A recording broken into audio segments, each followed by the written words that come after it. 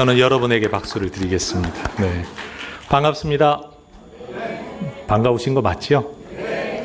질문하겠습니다. 혹시 제 설교를 이전에 들어본 적이 있으신 분 손? 많지 않군요. 감사합니다. 제 설교를 들어본 적이 없으면 기대치가 없으실 거기 때문에 뭐 어떻게 해도 잘 들으실 것 같습니다. 사랑의 교회, 새로남 교회 이런 청년들 수련회나 부흥회 때 이제 종종 집회를 가는데 제가 설교를 얼마를 해야 됩니까? 물으면 그분들이 배려하느라고 마음대로 하세요. 편한 대로 하세요. 라고 말씀들을 하세요. 그래서 제가 편한 대로 했어요. 3시간씩. 농담 아닙니다. 2박 3일, 3박 4일 집회를 하는데 보통 처음에는 일부러 짧게 했다가 가면 갈수록 점점 길게 해서 3시간씩 설교를 해서 목사님들이 전부 다 나중에는 깜짝 놀라서 저를 만나기만 하면 넌 어떻게 우리 애들을 데리고 3시간씩이나 설교를 할 수 있냐 말씀을 하시는데 제가 안경민 목사님께도 제가 설교 얼마 해야 됩니까? 물으니까 마음대로 하라는 말 안 하더라고요. 어디서 소문을 들었나 봐요. 30분 안으로 해 주십시오. 그래가지고 오늘은 긴장 안 하셔야 됩니다. 빨리 마칠 겁니다. 제가 혜성교회 부임한 지 벌써 22년째입니다. 벌써 혜성교회를 맡아서 사역한 지가 시간이 그렇게 흘러가고 있습니다. 저희 교회에서 안수를 받았다고 했지 저한테 안수 받았다는 말씀을 하신 건 아니니까 귀한 목사님을 통해 안수를 받는데 저희 교회에서 예식을 하는 노예하는 날이 그날 저희 교회였었는데 뭐 저는 기억도 못했는데 또 기억 나도록 말씀해 주셔서 그렇다. 누군가는 기억도 못하지만 누군가는 그 자리에게 자기 의미가 있는 자리가 되는구나. 그렇죠, 여러분? 저도 제가 목사 안수 받은 교회 기억하고 있거든요. 강남에 있는 어떤 교회인데 저는 늘 그걸 기억하는데 그 교인들은 전혀 모를 거예요. 그렇습니다. 은혜 받은 사람은 기억을 합니다.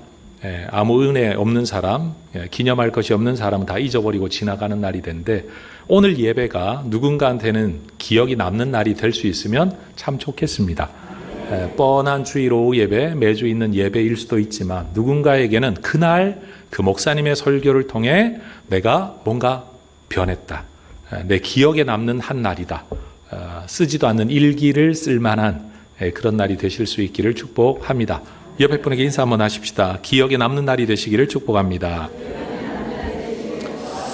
네, 그렇지만 억지로 기억하려고 하지는 마세요.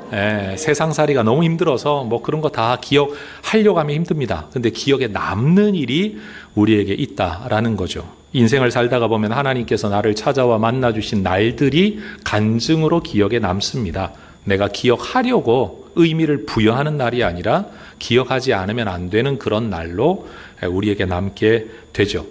여러분, 저는 이 사도행전 27장을 오늘 설교하려고 하는데 아무 자막 없습니다. 여러분이 성경을 펼쳐놓고 제가 그 구절을 잠시 언급하면 눈으로라도 그 구절이 있나 없나 확인하면서 여러분이 설교를 들으시면 되겠습니다. 사도행전 27장은 사도 바울이 황제 앞에 재판받기 위해 로마로 호송되는 과정의 이야기를 담고 있습니다. 바울 생애의 마지막 여행입니다. 그래서 사도 바울을 두고 4차례의 선교 여행을 했다라고 말하지만 3차례는 자발적인 것이고요. 4번째가 이렇게 끌려가는 압송되는 상황에서의 여행이었던 겁니다. 예루살렘에서 시작해서 당대 최고 권력의 핵심부인 로마로 향하는 이 복음 전도자의 길, 사도행전의 주제가 뭡니까? 땅끝까지 이르러 내 증인이 되리라. 예루살렘과 온 유대와 사마리아와 땅끝까지 이르러 복음의 증인이 되는 이야기. 사실은 지금 바울은 그 경로의 길을 자원해서 때로는 타의에 의해서 지금 그 길을 가고 있는 겁니다. 바울은 이제 죄수의 신분으로 백부장의 호송을 받아 지금 로마로 향합니다. 가이사랴라는 이스라엘의 항구 도시에서부터 배를 타고 출발하는데 이게 직항 노선이 아니잖아요. 사람 실어 나르는 배가 아니라 짐 실어 나르는 배에 사람들도 함께 타고 가는 거고요. 짐 실어 나르는 배는 한 군데서 한 군데로 가지 않죠. 항구를 많이 거치면 거칠수록 더 많은 돈을 벌 수 있는 겁니다. 그러니 굉장히 오랜 시간이 걸리게 될 겁니다. 아드라무테노라는 데서 출항을 한 배를 타고 시돈을 거쳐 무라에 이르러 알렉산드리아에서 출항한 배로 갈아타고 페어헤이븐이라는 미항이라는 곳에 도착한 이야기가 27장에 나옵니다. 그런데 지중해를 여러 번 선교 여행을 했던 바울의 경험상 지금 이 시기에 항해를 계속하는 것은 좋은 일이 아니다라는 경험이 있었던 거예요. 그 지중해 연안의 날씨 때문에 위험하다라고 바울은 이야기를 했지만 이 배의 주인은 선장에게 항해할 것을 명령합니다. 왜요?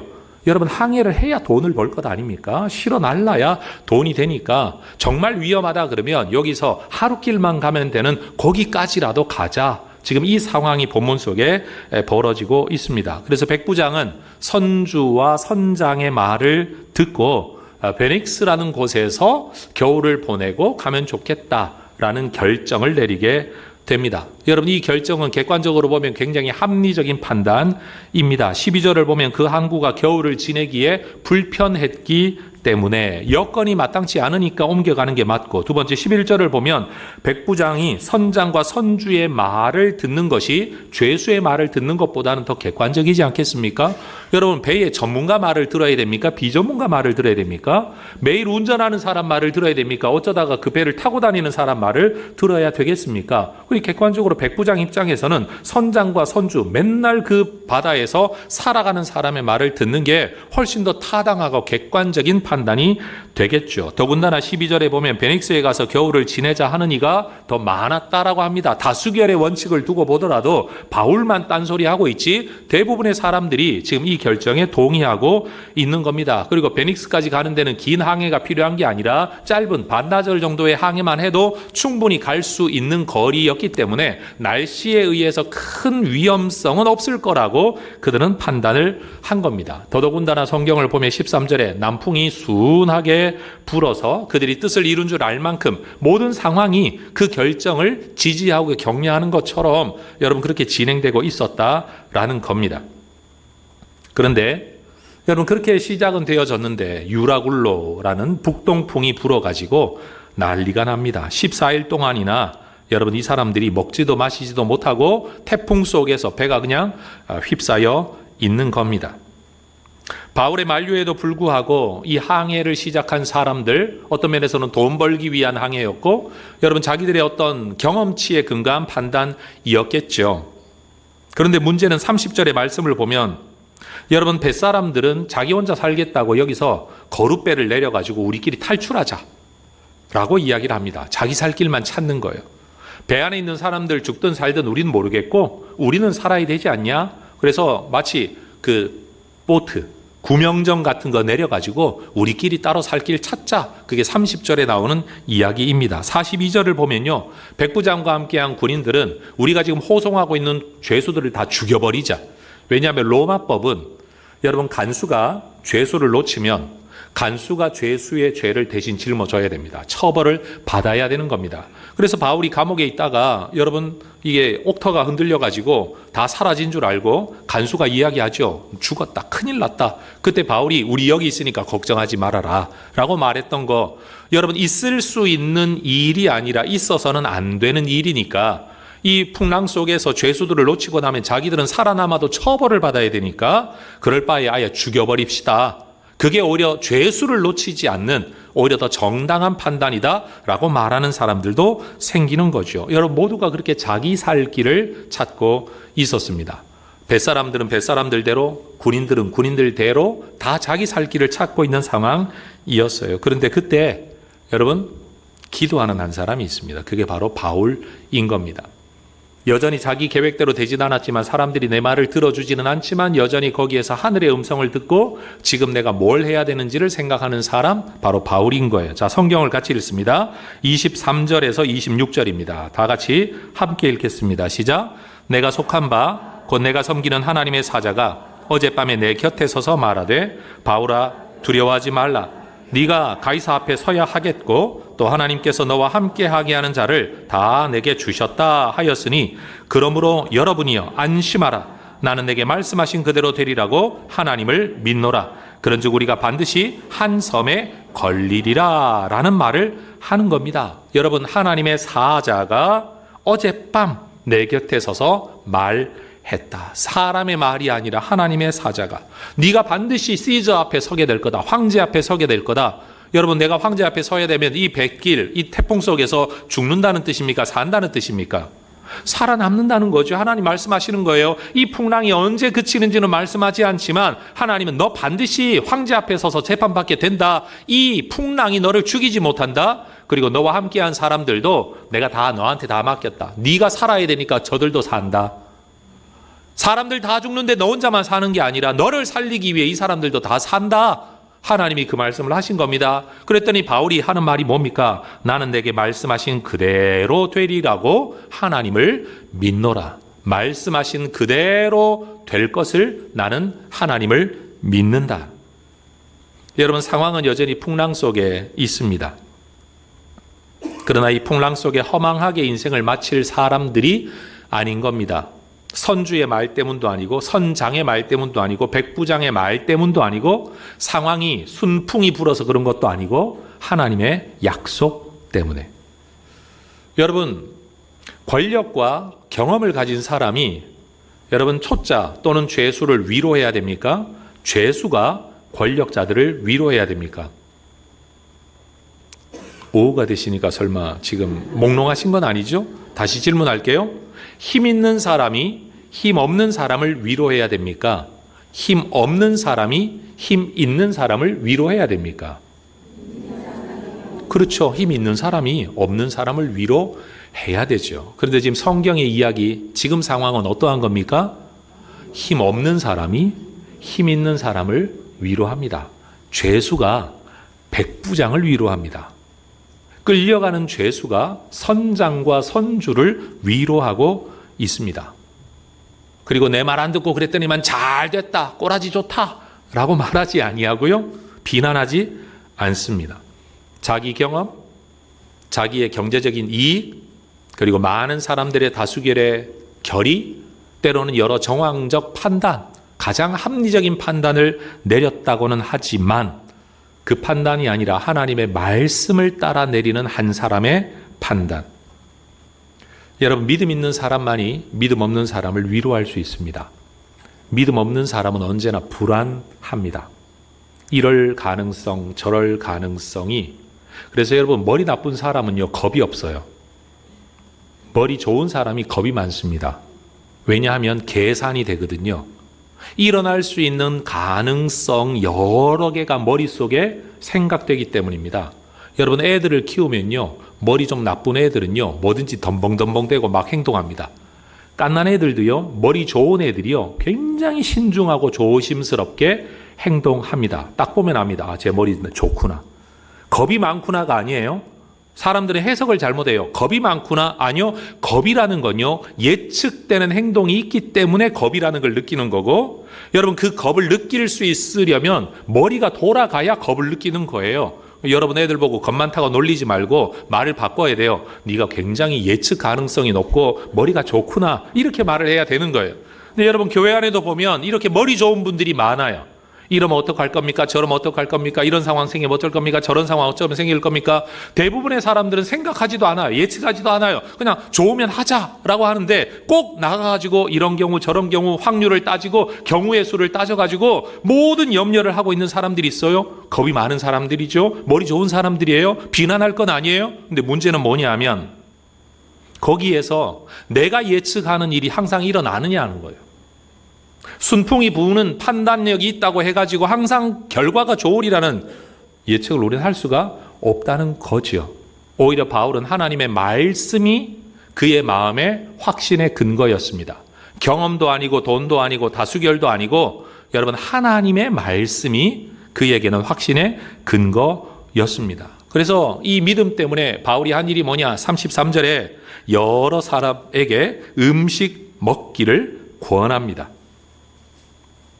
그러면서 말하기를 우리가 먹지 못하고 줄인 지가 오늘까지 10나흘이다. 14일이나 그랬다. 자, 질문하겠습니다. 대답하십시오. 다시 말합니다. 대답하십시오. 이 배 안에 먹을 것이 없어서 굶었나요?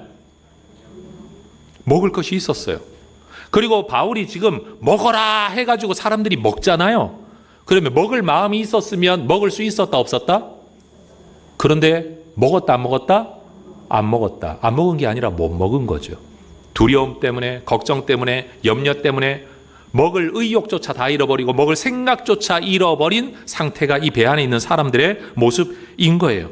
여러분, 모든 사람들이 이제 죽게 되었다고 아우성을 칩니다. 야, 이 내가 죽을 건데 뭐 먹으면 뭐하냐? 라고 말하는 사람이 있을런지도 몰라요. 근데 바울은 말합니다. 먹어라. 먹고 죽어라가 아니고 살 거니까 먹어라. 살 거니까 먹어라. 여러분, 먹어라라는 말은 밥을 먹으라는 게 아니라 삶의 의욕을 가지라는 거고 소망을 가지라는 거고 미래에 대한 꿈을 꾸라는 겁니다. 그리고 그 모든 근거는 하나님의 약속의 말씀에서 온 것이었습니다. 그러면서 마치 성찬식 같은 행위를 합니다. 35절에 떡을 가져다가 모든 사람 앞에서 하나님께 축사하고 떼어 먹기를 시작하매, 여러분 이 구절을 그대로 가져다가 예수님의 복음서 앞에 갖다 놓으면 예수님이 여러분 오병이어 사건 할 때 하고 똑같은 성경 구절 아니에요? 가져다가 하늘을 우러러 축사하시고 떼어 주시며 가라사대. 여러분 성경 구절을 들여다보면 마치 오병이어 사건 같아요. 또 마지막 만찬 자리에서 예수님이 행하셨던 일 같아요. 또 엠마오로 가는 제자들에게 나누셨던 음식의 자리에서도 이와 동일한 표현이 있어요. 이해가 되시나요? 아니 제가 30분 안에 마치려고 말이 좀 빠르긴 하지만 여러분 지금 이해가 되세요? 지금 이 구절이 나타내고 있는 이 그림이 성경 안에서 처음 등장하는 그림이 아니라는 거죠. 오병이어 때도 있었던 이야기, 칠병 이삼오 때도 있었던 이야기, 그렇죠? 최후의 만찬 때도 있었던 이야기, 엠마오 도상에서도 있었던 이야기, 그 이야기가 바울의 생애 가운데 이 배 위에서 폭풍우 속에서 일어나고 있는 겁니다. 그러니까 그들이 36절에 안심하고 받아 먹었다라고 성경은 이야기합니다. 여러분 좀 삐딱한 관점으로 성경을 보면 아니 그런 식으로 받아 먹을 수 있으면 진작 먹지. 안 그래요 여러분? 아니 그렇게 쉽게 받아 먹을 것 같으면 진작 먹지 왜 못 먹었냐는 거예요.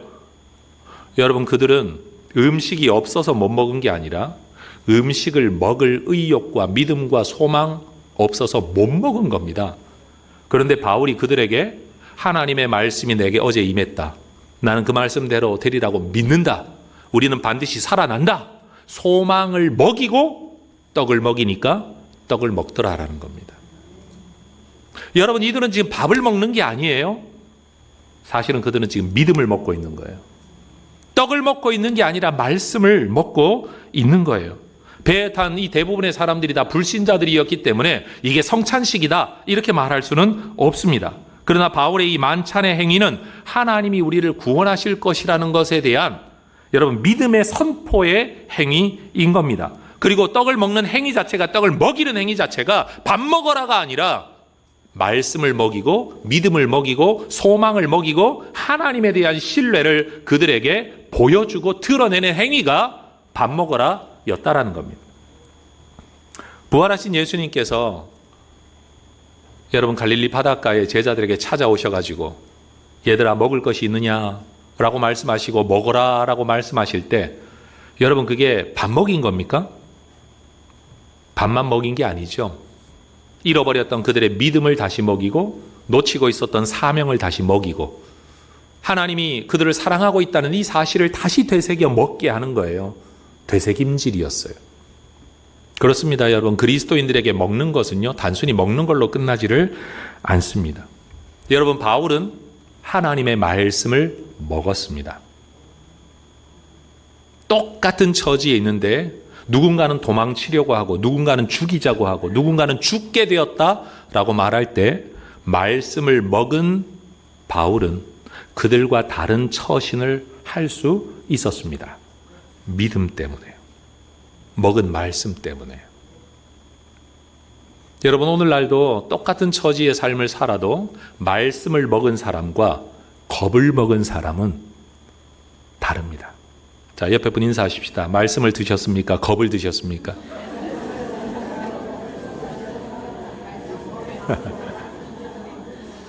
여러분 요즘 동남아 여행할 때 굉장히 조심해야 된다고 합니다. 굉장히 친절을 베푸는 어떤 사람들이 음료수를 주기도 하고 초콜릿을 하나 주기도 한데요. 그런데 거기에 보면 이게 뭔가 이상한 게 담겨 있는 초콜릿에 그 핀 바늘로 이상한 약품을 집어넣어 가지고요. 사람한테 선물로 굉장히 친절하게 다가와 주는데 먹었다가는 기절하거나 이상하게 되는 일들, 그러고는 사람 상하게 만드는, 물질도 상하게 만드는 이런 일들이 많다고 합니다. 여러분 아무 데서나 준다고 먹으면 안 되는 거죠. 그렇죠, 여러분? 누가 음료수를 주면 따져 있는 건 절대 먹으면 안 됩니다. 안 따져 있는 거, 새 거, 그거는 먹을 줄 몰라도 말이에요. 여러분, 내가 뭔가를 먹는다는 것 자체, 저 사람이 내게 왜 먹이지? 의도가 굉장히 중요하지 않아요? 그리고 뭘 먹이지? 종류도 되게 중요하죠. 여러분, 신앙생활하면서 여러분들 주변에서 여러분에게 뭔가를 먹입니다. 말을 먹입니다. 그런데 그 말 함부로 먹으면 안 됩니다. 옆에서 하는 말이라고 여러분 다 들어서 먹으면 안 됩니다. 그 말 먹고 난 뒤에 여러분 마음속에 불신이 자라나고 불평이 자라나고 원망이 자라나고 여러분을 하나님으로부터 멀리 가게 만드는 말들을 받아 먹으면 안 된다는 거예요. 그런 말들은 거절해야 돼요. 내가 먹고 살 말씀만 들어야죠. 여러분, 그래서 하는 말이라고 다 들으면 안 된다는 거예요. 여러분, 무엇을 먹고 있냐라는 거예요. 바울은 지금 모든 상황 속에서 내 뜻대로 되지 않았다는 분노가 있을 수 있습니다. 나도 한 가닥 경험이 있는데 내 말 안 듣고 들었더니 봐라 라고 말할 수 있습니다. 그런데 지금 그게 중요한 게 아닌 거예요. 원망과 책임을 물으며 이거 네 책임이다 이 말을 묻는 게 아닌 겁니다. 떡 먹어라. 하나님 말씀 먹어라. 우리는 반드시 살아난다. 지금 그는 그 이야기를 하고 있는 거예요. 교회 안에서도 보면요, 뭘 하자라고 말을 하면 안 된다 안 된다 말하는 분들이 있어요. 그러면서 내 두고 봐라. 절대 안 된다. 그러면 교회는 되려고 기도하고 있는데 그분은 속으로 기도할 거예요. 절대 안 되기를. 왜? 그래야 자기 체면이 서잖아. 내 말이 맞잖아요.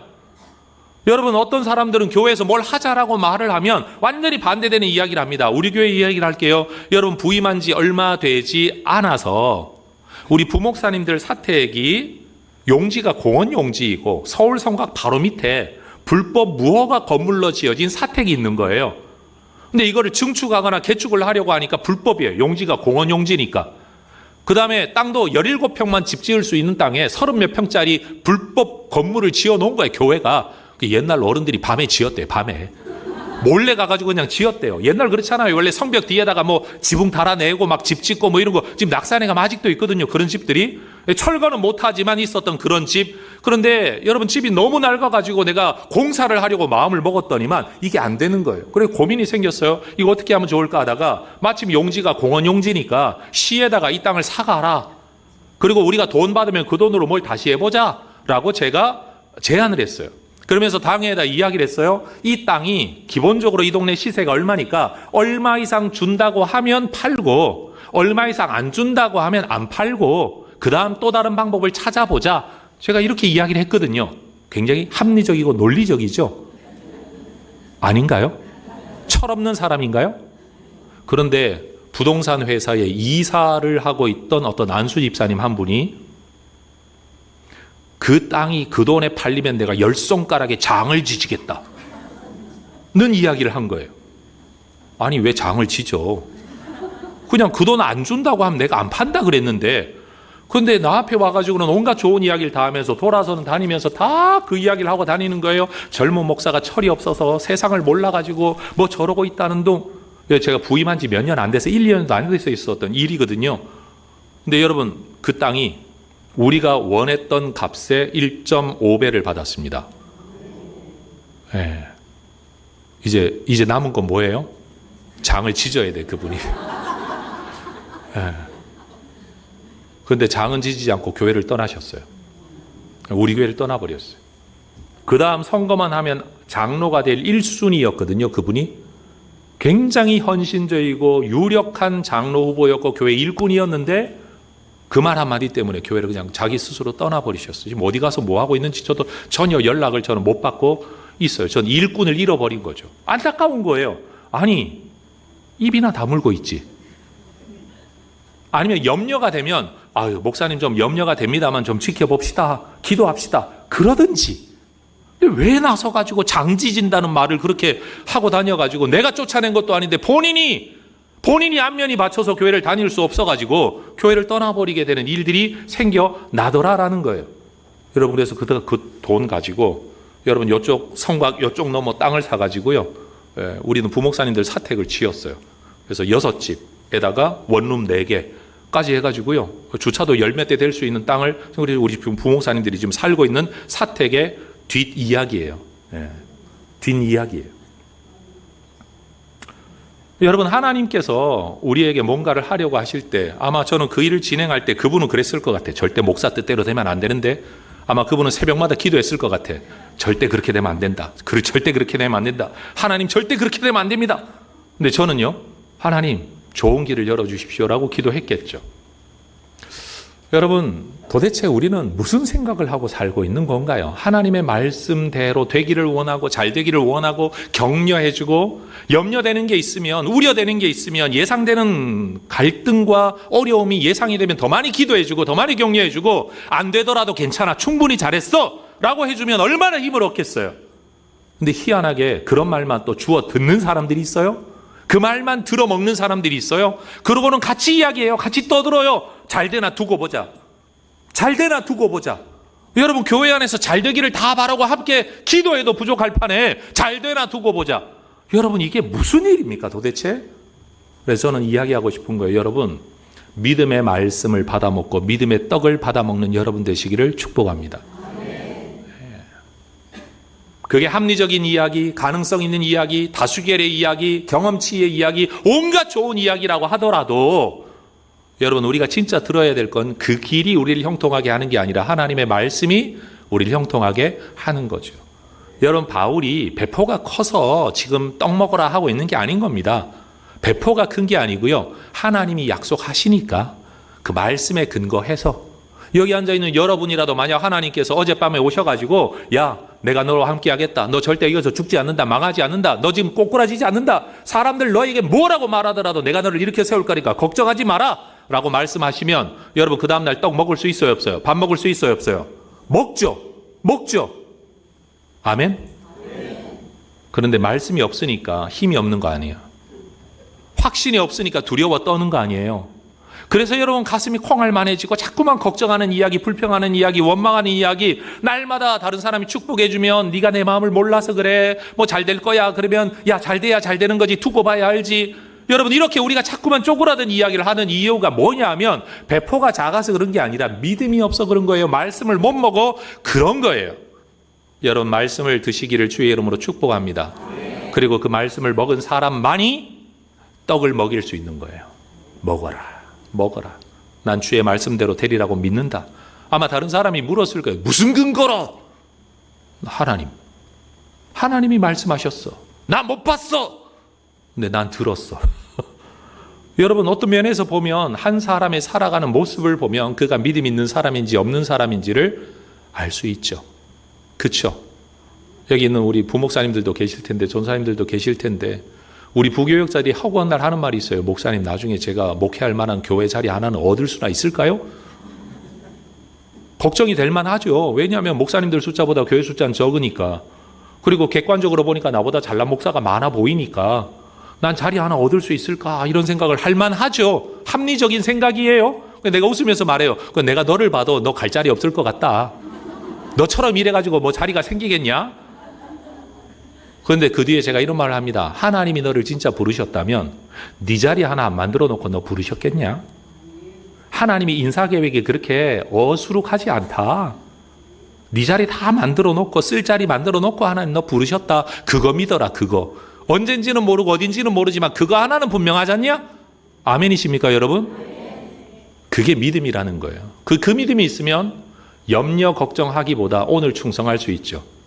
그런데 여러분, 미래가 불안한 사람은 오늘 충성 못하고 미래에 대한 불안과 염려로만 살아요. 그래서 여러분, 공부 안 하는 애들은 날마다 시험날 다가오면 스트레스만 받고, 그 스트레스 때문에 공부는 못하고 그러고 시간 흘려보내는 거예요. 공부하는 애들은요, 시험날 다가오면 시험 오는 때까지 내가 공부하는 거예요. 그냥 하는 만큼 하고 시험 보면 되는 거예요. 그 차이예요. 여러분, 우리에게 인생을 하나님이 주셨습니다. 하나님 우리 보고 스트레스 받으라고 이 땅에 태어나게 하신 거 아니잖아요.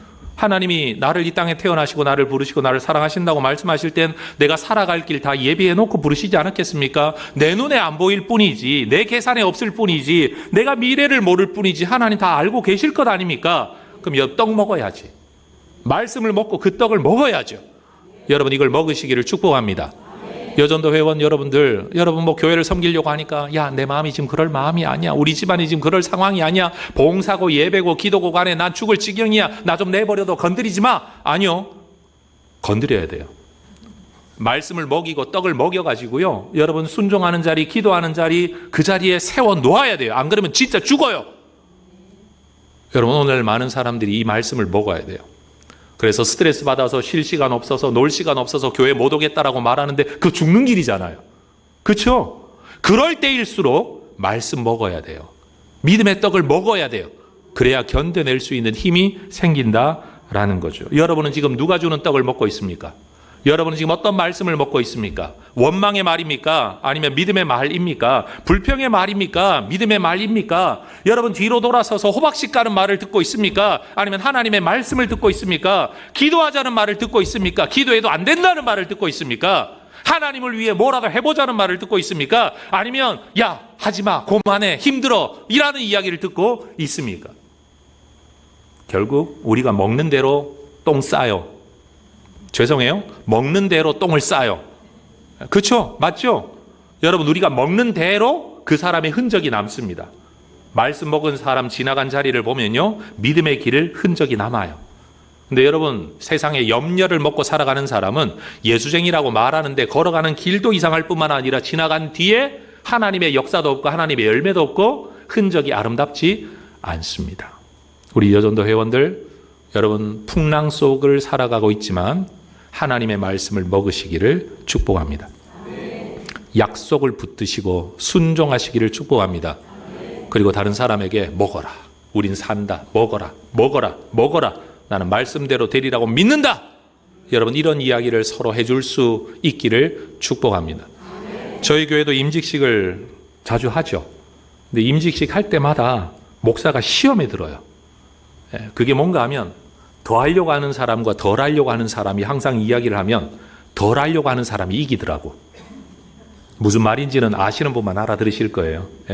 좀 더 하자라는 사람은 져요. 항상 어렵다, 힘들다 하는 사람들이 항상 이기더라고.